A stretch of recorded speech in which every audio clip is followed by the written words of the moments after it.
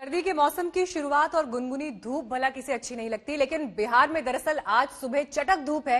लेकिन ये धूप यकीनन तेजस्वी को चुभ रही होगी तो नीतीश को कुछ सुखद एहसास दे रही होगी। लेकिन देर रात तक देखिए, काउंटिंग की फिनिश लाइन पर तेजस्वी हाफ गए और नीतीश भी थके, लेकिन प्रधानमंत्री मोदी का साथ उन्हें विजय रेखा के पार करा गया और एनडीए को मिल गया है बहुमत। महागठबंधन चूक गया। मेरे पास पूरी लिस्ट है जिसमें मैं आपको बता सकता हूं। आप शुरू करिए। छपरा, महिसी, भोरे, आरा, दरोंदा, परबत्ता, परिहार, सकरा, कल्याणपुर, रामगढ़ में तो कमाल हुआ। अब सुधाकर जी हमारे कैंडिडेट वहां चुनाव जीत गए। तब तक इनका तंत्र चालू नहीं हुआ था। तो जब तंत्र चालू हुआ तो उन्होंने ढूंढना शुरू किया कि वो गए कहां सर्टिफिकेट लेकर के। हो सकता है सर्टिफिकेट ले लेते उससे।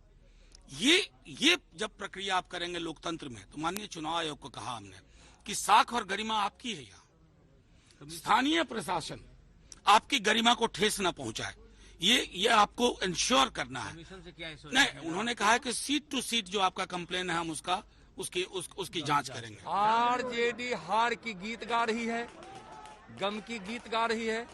वह जीत को एनडीए की जीत को पचा नहीं रही है। अपने हार के गम में यह बकवास की बोल रही है। निश्चित रूप से अब सब जानता है कि चुनाव आयोग के गाइडलाइन और देखरेख में होता है। तो अंत भला तो सब भला, इसी बात से आगे बातचीत की शुरुआत करते हैं। हमारे साथ खास मेहमान जुड़ गए हैं। बीजेपी से हमारे साथ राष्ट्रीय प्रवक्ता शाहनवाज हुसैन मौजूद हैं। राजीव रंजन जी हमारे साथ मौजूद हैं जेडीयू से। कांग्रेस पार्टी से आलोक शर्मा आ गए हैं और कुछ ही देर में आरजेडी से मृत्युंजय तिवारी भी जुड़ेंगे हमारे साथ। सबसे पहले तो शुभकामनाएं शाहनवाज जी आपको और राजीव जी आपको। देर रात तक ही सही, लेकिन तस्वीर साफ हो गई है। एक बार फिर आपकी सरकार बिहार में लौट रही है। लेकिन राजीव जी, फिनिश लाइन तक आते आते जो कांटे की एक टक्कर दिखाई दी है बिहार में, अब बड़ा सवाल तो यह है कि अब तक जिस मजबूती से नीतीश कुमार मुख्यमंत्री के पद पर काम करते आ रहे हैं, इस बार तीसरे नंबर की रही है आपकी पार्टी। बीजेपी का दबदबा तो इस बार सरकार में जरूर दिखाई देगा, चाहे वो पोर्टफोलियोज हो, विधायकों की ताकत हो, काम करने का तरीका हो या फैसले हो। देखिए, सवाल है इस अलायंस को कभी समन्वय और साथ को लेकर के कभी कोई कठिनाई नहीं हुई है। भारतीय जनता पार्टी और जनता दल यूनाइटेड ने 2 दशकों से ज्यादा का सफर साथ तय किया है और इसीलिए इस बार भी सरकार में हमारी संख्या भले ही विधानसभा में कम होगी, लेकिन नीतीश कुमार जी का जो अनुभव है, जनता के साथ सीधा संवाद करने का जो उनका तरीका है, बिहार की समस्याओं को जिस तरह से वो समझते हैं और उन समस्याओं से निपटने के लिए जो उनका ट्रैक रिकॉर्ड है, जो काम करने का और आगे के लिए जो विजन है, ये आने वाले 5 वर्षों में विकसित बिहार बनाने का जो हमारा संकल्प है, उसका मार्ग प्रशस्त करेगा। जनता के प्रति सबसे पहले हम आभार प्रकट करते हैं और निरंतर उन्होंने हमारे नेता नीतीश कुमार जी में, देश के प्रधानमंत्री नरेंद्र मोदी जी में और एनडीए में अपना भरोसा जाहिर किया है और एक के बाद दूसरे चुनाव में लगातार कामयाबियों का आशीर्वाद उन्होंने दिया है। इसीलिए मैं मानता हूं, संख्या कम या ज्यादा, अभी सबसे बड़ी जिम्मेवारी है जनता से की जो हमसे अपेक्षाएं हैं, उन अपेक्षाओं को पूरा करने के लिए हमें तुरंत लगना होगा और निस्संदेह जनता यही चाहती भी है। चलिए, मैंडेट आपके पक्ष में, लेकिन शाहनवाज जी, चर्चाएं तो अब बहुत आगे की भी हो रही हैं। चर्चाएं ये हो रही हैं कि अब सरकार का स्वरूप क्या होगा। चर्चा ये भी चल रही है बिहार में कि जिस तरह से अब बेशक एनडीए वापस लौटा है, लेकिन बीजेपी बिग ब्रदर की भूमिका में दिखाई दे रही है। और अब ऐसे में क्या बिहार में इस बार बीजेपी की नीतीश सरकार होगी?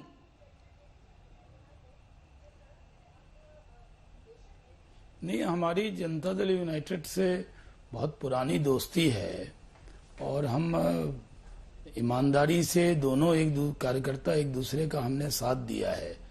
हमने जो वचन दिया कि नीतीश कुमार जी के नेतृत्व में सरकार बनाएंगे, वो वचन हमने पूरा करना है। इसमें कोई शक की गुंजाइश नहीं है, कोई किंतु परंतु नहीं है। हाँ, ये सही है कि भारतीय जनता पार्टी ने बहुत अच्छा परफॉर्म किया है, जनता ने हमें बहुत आशीर्वाद दिया है और एनडीए ने स्पष्ट बहुमत प्राप्त किया है। एनडीए को जो आज बहुमत मिला है, नरेंद्र मोदी जी ने जिस तरह से 12 सभा की, उसने पूरी तस्वीर बदल दी। गरीब आदमी को लगता है कोरोना काल में भी, देखिए कोरोना काल में जहां भी दुनिया में चुनाव हुए हैं, सब लोग जो एस्टेब्लिशमेंट है, जो सरकार में है, उनको बहुत दिक्कत आई है। लेकिन यहाँ बिहार ऐसा है या देश में जहां भी उपचुनाव हुए, लोगों ने देखा कि नरेंद्र मोदी जी की शख्सियत है कि किस तरह उन्होंने कोरोना काल में लोगों की चिंता की है। बिहार के गरीब आदमी को अनाज देने का काम, बिहार को खाते में पैसे देने का काम, और नरेंद्र मोदी जी की बात पर, क्योंकि हमारे गठबंधन के सबसे बड़े नेता अभिभावक के तौर पर वो हैं, उन्होंने जिस तरह से बात कही, लोगों ने यकीन किया है। इसलिए हमें 125 सीट मिली, मतलब बहुमत। चलिए, ये श्रेय तो कल जब देर रात प्रेस कॉन्फ्रेंस भी शाहनवाज जी बीजेपी की तरफ से हुई तो उसमें ये क्रेडिट वाली बात की गई। लेकिन सवाल यहां से अब आगे का है। अश्विनी चौबे जी ने जो स्टेटमेंट दिया है, वो कह रहे हैं कि नीतीश जी के लिए दिल्ली का रास्ता भी खुला है। तो राजनीतिक गलियारों में चर्चाएं अब ये चल रही हैं कि क्या अंदर खाने अब किसी तरह के फॉर्मूले की कोई बात नीतीश कुमार और बीजेपी के बीच में हो रही है, क्योंकि जिस तरह से सीटें ज्यादा आपकी आई हैं, तो आगे चलकर क्या हम ये देख सकते हैं कि 2.5 साल जैसा कोई फॉर्मूला या एक बड़ी तस्वीर के रूप में बीजेपी के मुख्यमंत्री जो हैं बिहार में दिखाई दे सकते हैं? महत्वाकांक्षाएं तो बीजेपी की भी बड़ी होंगी ना। देखिए, मैं भारतीय जनता पार्टी का ऑफिशियल स्पोक्स पर्सन हूं। मेरे राष्ट्रीय अध्यक्ष आदरणीय जगत प्रकाश नड्डा जी ने और हमारे सुप्रीम लीडर आदरणीय नरेंद्र मोदी जी ने जो बात कही है, उसी बात को बढ़ाने की मेरी जिम्मेदारी है। और मैं जिम्मेदारी से कहता हूं, राष्ट्रीय अध्यक्ष के कथन के बाद मैं क्या बोल रहा हूं या कोई क्या बोल रहा है, इसका कोई मतलब नहीं। बिल्कुल टाइट मतलब एकदम स्पष्ट है। भारतीय जनता पार्टी ने कोई हिंट तक नहीं दे रहे हैं, कोई संकेत तक नहीं दे रहे हैं कि नीतीश कुमार जी के नेतृत्व में सरकार बनाएंगे। इसीलिए तो भारतीय जनता पार्टी ने प्रवक्ता बनाया है। नहीं, लेकिन महाराष्ट्र में भी तो शाहनवाज जी देखिए, यही लड़ाई थी ना महाराष्ट्र में भी, जब बिग ब्रदर के रूप में बीजेपी दिखाई दी तो फिर वो टाल भी ठोकी कि मुख्यमंत्री हमारा होगा। हमारी तस्वीर अगर बिहार में भी मीनाक्षी जी, हमारी लड़ाई कहाँ क्या थी, लेकिन आपस में लड़ाई मत लगवाइए। एकदम कोई लड़ा, अभी हम लोग जश्न के मूड में हैं। अब पहली बार ऐसा स्टेट बिहार बना जहां 20 साल के लिए एनडीए को लोगों ने मौका दे दिया, 15 साल पहले दिया और 5 साल के लिए फिर दिया है। तो यहाँ लड़ाई नहीं है, वो लड़ाई दवाई और लिखाई पढ़ाई वाली जो बात है, कांग्रेस की दगाई, वो तेजस्वी जी और कांग्रेस करे। वहां आरजेडी और कांग्रेस के बीच में द्वंद्व है कि हाथ मरोड़कर 70 सीट ले ली और 19 सीट जीती कांग्रेस। उनके यहाँ झगड़ा है, हमारे यहाँ कोई झगड़ा नहीं है। हम लोगों ने तो पहले भी कहा था कि भारतीय जनता पार्टी कम सीट जीते ज्यादा जीते, हमने नीतीश कुमार जी को नेता बना के चुनाव लड़ा है, उनके नेतृत्व में लड़ा है और वो मुख्यमंत्री होंगे। एक नहीं अनेक बार हमारे राष्ट्रीय अध्यक्ष नड्डा जी ने, अमित शाह जी ने, प्रधानमंत्री जी ने कह दिया। उनसे पूछिए ना कि उनके यहाँ जो कांग्रेस और राजद की लड़ाई, हमारे साथ मृत्युंजय तिवारी भी आ गए हैं। तिवारी जी, सबसे बड़ी पार्टी तो आरजेडी ही बनकर उभरी है और सबसे ज्यादा वोट शेयर आपको मिला 23.5%, लेकिन ये वोट शेयर सीटों में तब्दील नहीं हो पाया। कल रात से लेकर अब तक कुछ निष्कर्ष आप लोगों ने भी निकाला होगा, क्या इस वक्त पार्टी के नेता सोच रहे हैं, कहां चूक हुई? नहीं, हम लोग तो एक पार्टी के रूप में जो निष्कर्ष निकाल रहे हैं, लेकिन ये देश दुनिया की जनता, बिहार की जनता जो निष्कर्ष निकाल रही है, ये जीत उनकी नहीं है। ये हमारी हार, हमें जीत से रोका गया है। हम हारे नहीं है, हराए गए हैं, ये दिखा है और हमने प्रमाण दिया है और उस पर हम लोग का मंथन चल रहा है, विचार चल रहा है। लेकिन बिहार की जनता के जनादेश का जो अपहरण हुआ है, ये दिख गया है बीजेपी का चाल चरित्र चेहरा। महाराष्ट्र में भी उन्होंने यही किया था। बीजेपी ने रातों रात जब जनता सोई थी तो अजित पवार जी को मिला करके शपथ ले लिया था, फिर जाना पड़ा। उसी तरह से इनको जाना पड़ेगा। बिहार की जनता ने बदलाव के लिए वोट किया था और उसको रोका गया है अपने तंत्र के प्रयोग से। तिवारी जी देखिए ना, ये बात थोड़ी अजीब लगती है तिवारी जी। देखिए, कल सुबह भी आप पैनल पर बैठे थे और काउंटिंग चल रही थी। शुरुआत में तो महागठबंधन दोगुनी रफ्तार से आगे चल रहा था, लेकिन फिर वही बात है, जब आपकी सीटें कम होने लगी या ऐसा लगा कि आप चूक रहे हैं, तो फिर ठीकरा फोड़ दिया जाता है ईवीएम के ऊपर या परिस्थितियां खराब है। ऐसा क्यों है? हार को भी ग्रेसफुली स्वीकार करना चाहिए ना। ईवीएम के ऊपर नहीं कर रहे, हम कह रहे हैं कि कल मनोज झा जी 2 बजे बोल रहे हैं दिन वहां से, पटना से, उनका स्टेटमेंट दिखाया हमने थोड़ी देर पहले। जब हम रफ्तार पकड़ लिया महागठबंधन,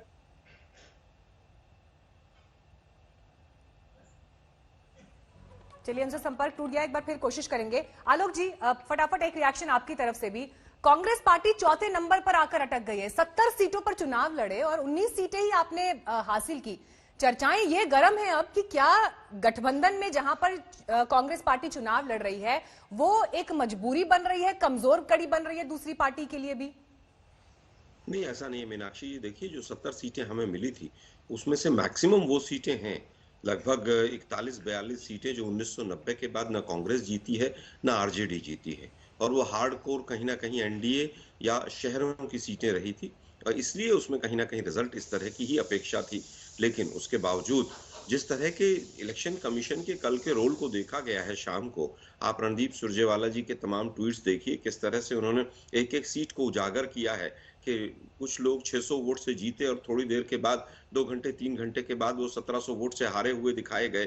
तमाम तरह की इस तरह की शिकायतें भी आ रही हैं, इनके ऊपर भी काम चल रहा है। लेकिन जो भी जनादेश है, हम इलेक्शन कमीशन का सम्मान करते हैं। नहीं आलोक जी, फिर वही बात होगी ना जो मृत्युंजय तिवारी जी यहाँ कह रहे थे, बात तो वही है। पंजाब में आपको मैंडेट मिल जाता है, आपकी सरकार बन जाती है, ईवीएम ठीक है। मध्य प्रदेश में मैंडेट मिल जाता है, राजस्थान में मिल जाता है, छत्तीसगढ़ में मिल जाता है, तो ईवीएम ठीक है। लेकिन जहां पर हार का सामना करना पड़ता है, रिजल्ट आपके मन मुताबिक नहीं आता, वहां आप ईवीएम पे सवाल खड़ा कर देते हैं। देखिए मीनाक्षी जी, जिस दिन हम 3 राज्यों की सरकार बनाई थी और हम जीते थे, उस दिन भी ये सवाल माननीय राहुल गांधी जी से पूछा गया था कि क्या आपको इलेक्शन कमीशन या ईवीएम पर, तब भी उन्होंने यही कहा था कि हम अभी भी क्लीन चिट नहीं देते हैं। ईवीएम में तमाम तरह की चीजें ऐसी हैं जिसके ऊपर अभी तक इलेक्शन कमीशन पूरी तरह से पाक साफ उसको ट्रांसपेरेंटली देश के सामने नहीं रख पाया है। आप लड़ते हैं, आपको 19 सीटें मिली हैं, वहीं लेफ्ट पार्टीज को देखिए, आप के गठबंधन में वो थी, 29 सीटों पर लड़े तो 16 जीते ना। मीनाक्षी जी, एक मिनट, मुझे लगता है कि कल जीते हुए कैंडिडेट्स को जिस तरह से हराया गया है, ये दुर्भाग्यपूर्ण है और ये ऑन रिकॉर्ड है पूरी तरह से। 119 कैंडिडेट जीते हुए दिखाए गए और उसके बाद फिर वो 110 पर टैली आ जाती है, ये बहुत ही दुर्भाग्यपूर्ण। बिहार में एनडीए ने मुख्यमंत्री नीतीश कुमार के नेतृत्व में चुनाव लड़ा, लेकिन चुनाव का सबसे बड़ा दारोमदार प्रधानमंत्री नरेंद्र मोदी पर रहा। विपक्ष सरकार पर जो हमला बोलता था, प्रधानमंत्री मोदी उन हमलों की धार को कुंद कर देते थे।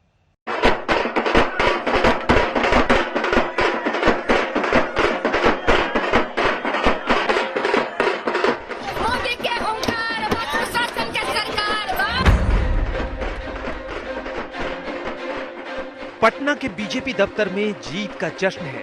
बीजेपी जिस एनडीए का हिस्सा है वो बिहार में जीत रही है। क्या लगता है आप लोगों को, क्या मुख्यमंत्री बीजेपी की सीटें ज्यादा आ रही हैं? बीजेपी की सीटें आ रहे हैं, वापस हमारे नीतीश जी बन रहे हैं वहीं से बने या हाँ, बीजेपी का भी चेहरा कोई अभी क्लियर नहीं हुआ है, पर हमारे बीजेपी की जीत हो गई, भारी बहुमत से बीच हो। बिहार की जनता की जीत हो रही है वहाँ, और जंगल राज दिवाली सर पे है। दिवाली का बहुत बड़ा गिफ्ट है, मोदी जी ने बहुत बड़ा गिफ्ट दिया है। भारतीय जनता पूरी दिवाली मनती रहेगी। लेकिन उससे भी बड़ी बात है कि बिहार एनडीए में हमेशा नंबर 2 की पार्टी रहने वाली बीजेपी इस बार नंबर 1 की पार्टी बन गई है। सुशासन के सरकार बा, सुशासन के सरकार बा, विकास के बयार बा, सुशासन के सरकार बा, विकास के बयार बा, आत्मनिर्भर बिहार बा, गर्दा बा। सत्ता विरोधी हवा अगर चली भी तो मुख्यमंत्री नीतीश कुमार की पार्टी जेडीयू के खिलाफ, जबकि बीजेपी ने न सिर्फ अपनी सीटें बढ़ाई बल्कि अपना इकबाल भी बुलंद किया, और इसके पीछे सबसे अहम कारण रहे प्रधानमंत्री नरेंद्र मोदी।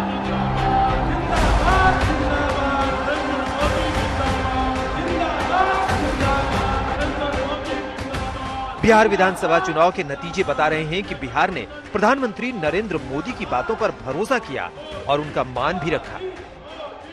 पटना से दिल्ली तक ये जश्न केवल चुनावी जीत का नहीं बल्कि प्रधानमंत्री मोदी के जादू के बरकरार रहने का भी जश्न है। अपनी चुनावी रैली में मोदी बिहार को बार बार आगाह करते रहे कि लोग लालू राबड़ी के जंगल राज को ना भूलें और जंगल राज के युवराज को जरूर नकारें। जंगल राज के युवराज बिहार की जनता की, और मैं मानता हूं ये जंगल राज के युवराज से बिहार की जनता पुराना ट्रैक रिकॉर्ड के आधार पर और क्या अपेक्षा कर सकती है। जंगल राज की परंपरा में सब कुछ सीखने वाले लोगों को मुझसे ज्यादा अच्छी तरह बिहार की जनता जानती है। तेजस्वी यादव ने जंगल राज की छवि को जनता के दिल से हटाने की पूरी कोशिश की। पोस्टरों से लालू और राबड़ी की तस्वीरें तक हटा दी गईं। उन्होंने 15 सालों की गलतियों के लिए माफी तक मांगी। जनता ने बहुत हद तक माफ भी कर दिया, लेकिन पूरी तरह नहीं। 15 साल हम लोग सत्ता में रहे, लेकिन हम सरकार में नहीं थे, हम तो छोटे थे, लेकिन फिर भी हमारी सरकार रही। लेकिन इससे कोई इनकार नहीं कर सकता कि लालू जी ने सामाजिक न्याय नहीं किया। लालू जी ने सामाजिक न्याय किया। वो दौर अलग दौर था। ठीक है, 15 साल में हमसे कोई कमी या भूल होगी तो हम उसके लिए माफी भी मांगते हैं। प्रधानमंत्री मोदी ने बिहार में दर्जन भर रैलियां की और इस दौरान उन्होंने पाकिस्तान से लेकर राम मंदिर तक के मुद्दे उठाए। कोरोना महामारी पर लाखों मजदूरों के बिहार लौटने और उन्हें नौकरी नहीं मिलने का मुद्दा तेजस्वी ने उठाया तो मोदी ने समझाया कि सरकार ने कोरोना के दौरान गरीबों का ध्यान किस तरह से रखा। कोरोना के इस संकट काल में हमने ये भी कहा था कि हर गरीब को मुफ्त में अनाज देंगे। 130 करोड़ का देश दुनिया को अचरज हो रहा है। 8 महीने तक इस देश का कोई व्यक्ति भूखा न सो जाए, इतनी बड़ी व्यवस्था कोरोना के संकट काल में भी हम कर पाए। तो बिहार में नीतीश कुमार की सीटें बेशक कम हुई हों, लेकिन प्रधानमंत्री मोदी का जादू चला। मोदी की मौजूदगी ने एनडीए को बहुमत की रेखा पार करा दी।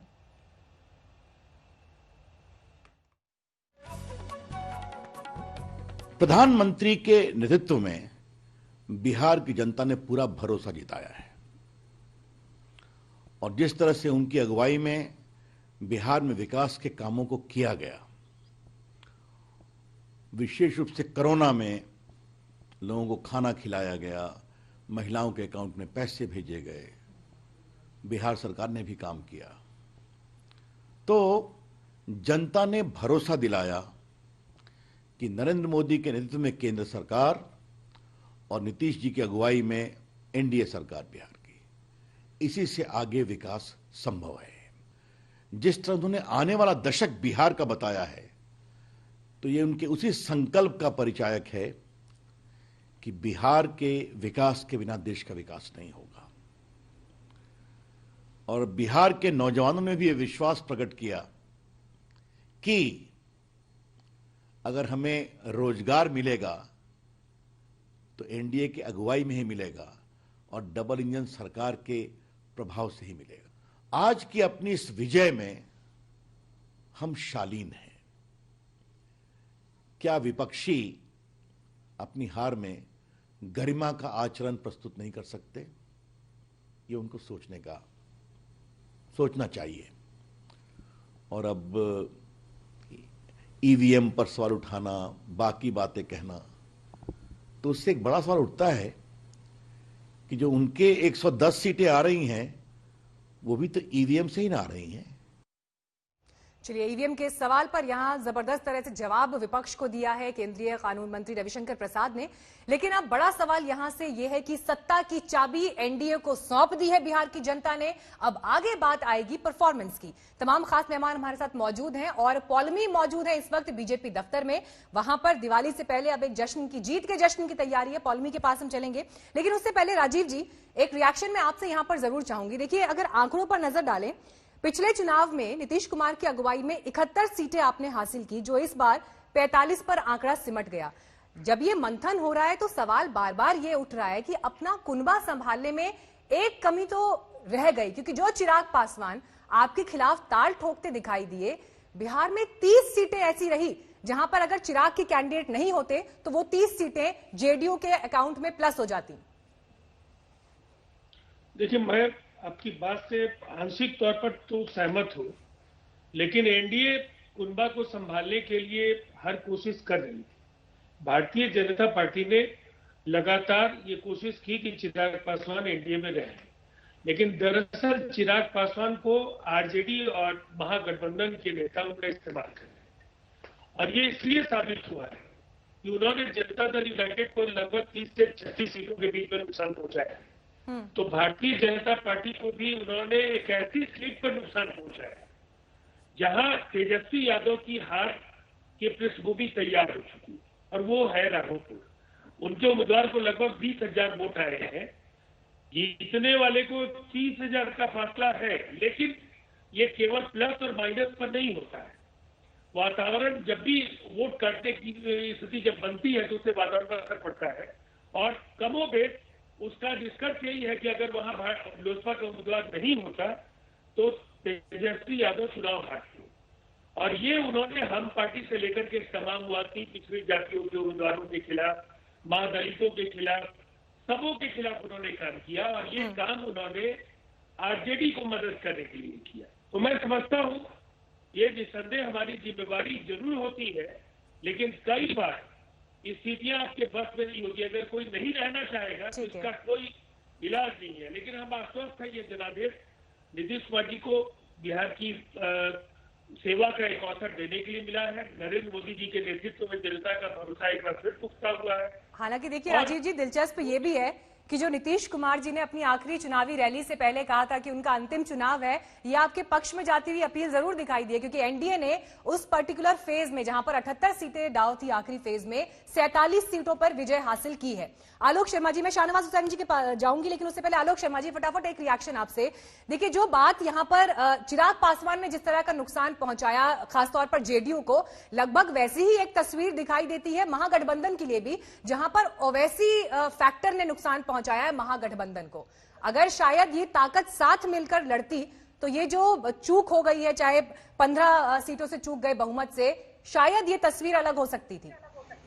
देखिए, मुझे लगता है कि जिस तरह से बसपा वाला जो गठबंधन रहा, आरएसएलपी वाला और ओवैसी वाला, उसने स्वाभाविक है, हम पहले से ही कह रहे थे कि मोदी जी के द्वारा कहीं ना कहीं प्रायोजित ये पूरी तरह से कार्यक्रम चल रहा है। केवल जेडीयू के साथ बीजेपी का गठबंधन नहीं था, ओवैसी और उनकी पार्टी और उनके कैंडिडेट्स को प्रत्यक्ष और परोक्ष दोनों तरह से बीजेपी ने मदद की है। स्वाभाविक है कि उसका सीमांचल के जो प्रांत है उसके अंदर पूरी तरह से हमारे ऊपर असर आया है। नहीं, लेकिन ना फिर तो आप मायावती को अपने साथ ला पाए, ना आप कुशवाहा को अपने साथ ला पाए। अगर मायावती जी उनको साथ बोर्ड में ले आते तो शायद तस्वीर और हो सकती है। मायावती जी तो उत्तर प्रदेश में भी बीजेपी के साथ तमाम मोड़ पर खड़ी हुई आपको नजर आएंगी। आज तक उन्होंने बीजेपी के खिलाफ एक शब्द नहीं बोला है। मायावती जी तो पूरी तरह से बीजेपी की बी टीम है। ओवैसी को भी हम साफ साफ कह रहे थे और ये पूरी तरह से सिद्ध हो गया है। हम पहले ही कह रहे थे कि नीतीश जी को डाउन करने के लिए चिराग पासवान को खड़ा किया जा रहा है, वो भी सिद्ध हो गया। तो ये तमाम चीजें जो पहले से चुनाव में दिखाई दे रही थी, वो अब रिजल्ट में भी कहीं ना कहीं परिलक्षित हो रही हैं। शाहनवाज जी, मैं एक बार फिर उसी सवाल के साथ आपके पास आ रही हूँ। हालांकि पहली बार आप टाइट लिप्ड रहे, जवाब देने से आप बच रहे हैं, लेकिन एक बार फिर से मैं ये सवाल आपसे पूछ रही हूँ। अब जिस तरह से परिस्थितियां आपके पक्ष में दिखाई दे रही हैं, जेडीयू के साथ जब आप चुनाव लड़ते आए हैं, पहली बार ऐसा हुआ है कि बीजेपी एक बड़ी तस्वीर में, बड़ी पिक्चर में दिखाई दे रही है, और इतना जबरदस्त प्रदर्शन अगर बीजेपी का रहा है, पहले कभी मुख्यमंत्री बिहार में नहीं बन पाया, तो ये महत्वाकांक्षाएं तो होंगी ना। बार्गेनिंग पावर आपकी इस बार ज्यादा है, और आपके लिए लड़ाई सिर्फ बिहार तक तो सीमित नहीं है। बिहार से ही लगते बंगाल में अब अगले साल आपको और बड़ी जो है चुनौती और अग्नि परीक्षा का सामना करना पड़ रहा है। बिहार में अगर बीजेपी का मुख्यमंत्री होगा, मैसेज तो बड़ा जाएगा ना फिर पॉलिटिक्स में। नहीं, ये सही है कि हाँ, बंगाल में तो हमारा मुख्यमंत्री बनेगा, इसमें कोई शक नहीं है। नाम आपको बताएंगे, लेकिन बिहार में हमने जो वचन दिया है, बड़ी हो छोटी हो पार्टी, नीतीश कुमार जी के नेतृत्व में सरकार बनाने का, उस वचन को पूरा करेंगे। दूसरी बात ये सही है कि खुशी तो होती है, 15 साल की जो उपलब्धियां हैं वो हमारी बराबर की है ना। हम सरकार में रहे हैं, डिप्टी सीएम हमारे रहे हैं, और 15 साल तक हमने ईमानदारी से बिहार के लोगों की सेवा की है। तो सरकार में रहकर मंत्री हमारे भी रहे हैं, और उन लोगों ने अपने अपने विभाग में भी बहुत अच्छा काम किया, जदयू के लोगों ने भी काम किया।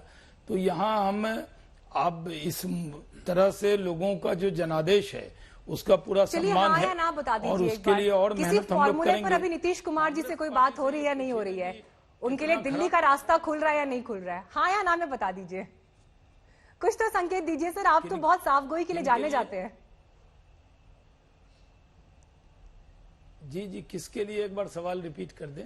नीतीश कुमार जी के लिए दिल्ली का रास्ता खुल रहा है क्या? मीनाक्षी जी,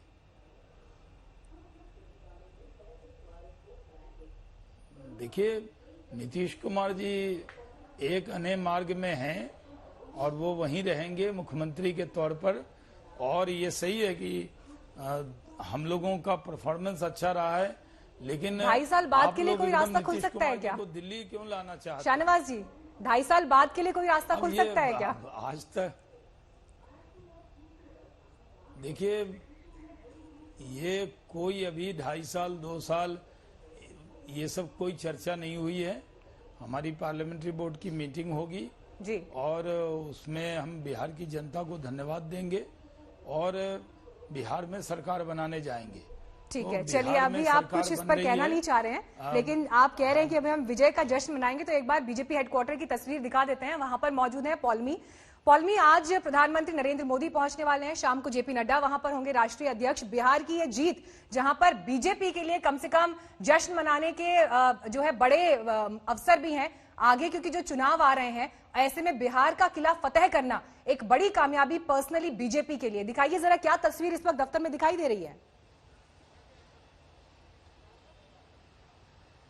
मीनाक्षी, इस वक्त तो हम दफ्तर के बाहर खड़े हैं क्योंकि जो एसपीजी टीम है वो अंदर जा चुकी है और वो पूरा सैनिटाइजेशन प्रोसेस जो होता है किसी वीआईपी के आने से पहले, प्राइम मिनिस्टर के आने से पहले, वो सैनिटाइजेशन प्रोसेस इस वक्त जारी है बीजेपी दफ्तर के अंदर। पर माहौल कुछ ही देर में यहाँ पर गर्मा जाएगा क्योंकि काफी लोग काडर कल भी आए थे, यहाँ पर पार्टी वर्कर्स कल भी आए थे, पर कल क्योंकि रिजल्ट साफ नहीं हो पा रहा था देर रात तक, तो बीजेपी के जो ऑफिस बेयरर्स अरुण सिंह जी है, जो सांसद है, उन्होंने सारे कार्डर्स को, पार्टी वर्कर्स को कहा, कार्यकर्ताओं को कहा कि आप घर चले जाइए और कल दोबारा आइए। जो हमारी जानकारी इस वक्त है, प्रधानमंत्री जी शाम 6 बजे तक यहाँ पर पहुंच जाएंगे और जेपी नड्डा जो पार्टी अध्यक्ष है वो 5 बजे तक यहाँ पर पहुंच जाएंगे। 4 बजे के बाद लगभग हम कह सकते हैं कि सारा कार्यक्रम जो है यहाँ पर शुरू होगा। जश्न का माहौल जो है यहाँ पर दोपहरी में बनना शुरू हो जाएगा। बीजेपी के लिए ये काफी एक तरह से एक मुश्किल घड़ियां थी कल, जब ये इलेक्शन काफी नेक टू नेक चल रहा था। इस वजह से उन्हें जो पूरा कार्यक्रम था, जो जश्न का माहौल था, यहाँ पर सब जो तैयारियां उन्होंने की थी सब रोकना पड़ा क्योंकि उन्होंने कहा कि रिजल्ट साफ होने दीजिए और फिर हम सेलिब्रेट करेंगे। अब ऑफ कोर्स वो पूरी तरह से आज जश्न मनाने के लिए तैयार है और प्रधानमंत्री यहाँ पर सबको संबोधित करेंगे। ठीक है, धन्यवाद पौलमी, आपके पास आते रहेंगे अपडेट्स के लिए। और प्रधानमंत्री ने जब ये नतीजे साफ हुए तो उसके बाद ट्वीट भी किया जिसमें उन्होंने कहा कि अब आने वाला दशक बिहार के सपनों का है, बिहार का है, यानी अब बात होगी परफॉर्मेंस की, क्योंकि मैंडेट बिहार की जनता ने एनडीए को दे दिया है। लेकिन रिएक्शंस भी पॉलिटिकल अलग अलग आ रहे हैं, सुनिए। हर लोगों का कहीं न कहीं आवश्यकता पड़ती है। अब ये केंद्रीय नेतृत्व इसका निर्णय करेंगे और साथ ही मिल के करेंगे। हमारे ये पूरी जिम्मेवारी हमारे आज के जो मैन ऑफ द मैच हमारे श्री नीतीश कुमार जी हैं, ये उनको तय करना है। वो हमारे नेता हमने घोषित किया है, उनको तय करना है कि हम किस प्रकार से अच्छी लड़ाई लड़ें। बिहार को डबल इंजन की सरकार का विकास का जो है हमें करना है और विकास ही हमारा सबका साथ, सबका विकास, सबका विश्वास, यह जो प्रधानमंत्री जी ने बार बार मूल मंत्र दिया है, हमको उसी मूल मंत्र पर बिहार की जनता को विकास की ओर अग्रसर करना। निश्चित तौर पर राष्ट्रीय जनतांत्रिक गठबंधन के घोषित उम्मीदवार नीतीश कुमार जी थे, उनके चेहरे पर वोट मिला है तो निश्चित तौर पर बिहार के मुख्यमंत्री नीतीश कुमार जी ही बनेंगे। नीतीश कुमार नई पारी खेलने के लिए तैयार हैं। चुनाव प्रचार के दौरान उनका गुस्सा भी दिखा और आखिरी चरण में लोगों ने भावुक अपील भी सुनी। लेकिन ऐसा माना जा रहा है कि तमाम मुश्किलों के बावजूद आक्रामक तेवर से उन्होंने अपनी पार्टी की साख को बचा लिया। वो तुम 8-10 आदमी और यहाँ हजारों लोग हैं। अपने माता पिता से जाकर के पूछो, मत देना ना, तुम मत देना, तुम 15-20 लोग हो। बिहार में चुनाव पहले भी हुआ, लेकिन इस बार नीतीश कुमार के तेवर अलग ही थे। पहले दौर के मतदान से पहले अक्सर वो अपनी सभाओं में भड़कते रहे। उनका आक्रामक अवतार देखने को मिला। वहीं चिराग और तेजस्वी जैसे नेता उन पर ताना कसते रहे कि 15 साल के शासन के बाद वो थक चुके हैं। देखिए नीतीश कुमार जी, हम बार बार कह रहे हैं थक चुके हैं, उनसे बिहार नहीं संभल रहा। इसीलिए तो हम मांग रहे मौका, जो नीतीश जी ने नहीं किया, नहीं कर पा रहे हैं, हाथ खड़े कर दिए, इसलिए तो हम बिहार की जनता से मौका मांग रहे हैं। हम थक गए हैं। कहाँ रहते थे जी? कहाँ भागे रहते थे यहाँ से? जरा बताओ, दिल्ली में किसके यहाँ रहते थे? जरा बताओ, बताना ना चाहिए। कहीं किसी को मालूम है कि कहाँ रहता था, क्या करता था? अब हम लोगों को क्या कहना है? तेजस्वी यादव ने कई मुद्दों को लेकर नीतीश कुमार को कटघरे में खड़ा किया।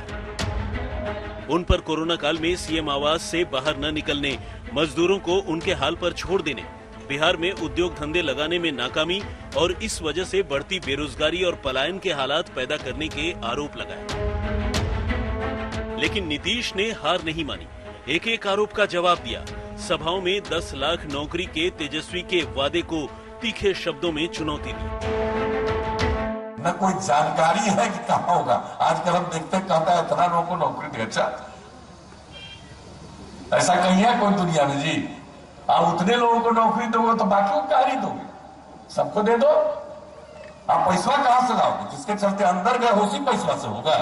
आज जो होना नहीं है, आज जो हो ही नहीं सकता। अगर करोगे तो पैसा आएगा कहां से? ऊपर से आएगा?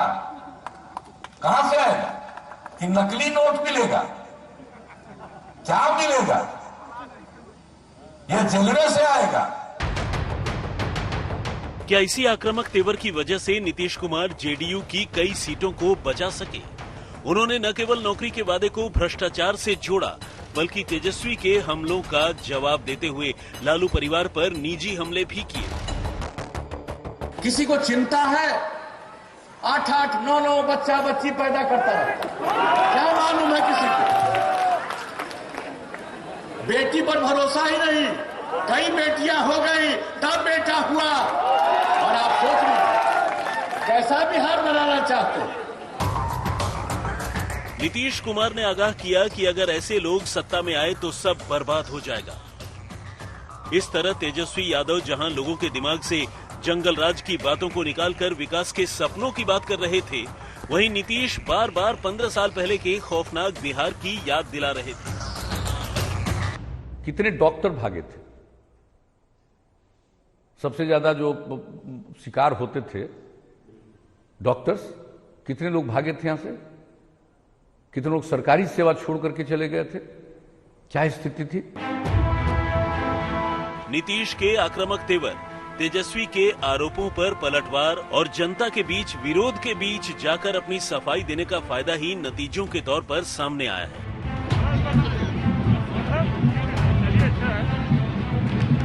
बिहार ने नीतीश कुमार के भरोसेमंद नेतृत्व और उनके नेतृत्व में सुरक्षित बिहार के मुद्दे पर वोट किया।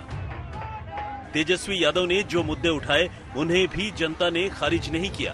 इसका सबूत है तेजस्वी के नेतृत्व में महागठबंधन का शानदार प्रदर्शन। लेकिन बिहार की जनता ने बीजेपी और उनका नेतृत्व करने के लिए नीतीश कुमार को ही चुना। आज तक ब्यूरो।